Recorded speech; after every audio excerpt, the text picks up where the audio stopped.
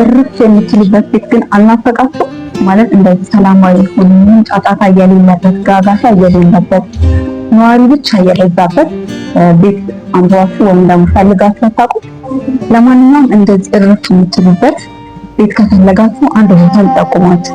ቦሌ አትላስ ከማዕዱ ሆቴል ዝቅ ብሎ አዲስ ያወጣናቸው ሳይቶች አሉ። በፍሎር 4 ቤት ብቻ ነው ያለው።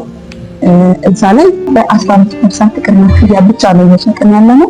ከ85 ካሬ ጀምሮ የካሬ አማራጭ አለው። ከባለ 1 እስከ ባለ 3 መኝታ ክፍል አለው።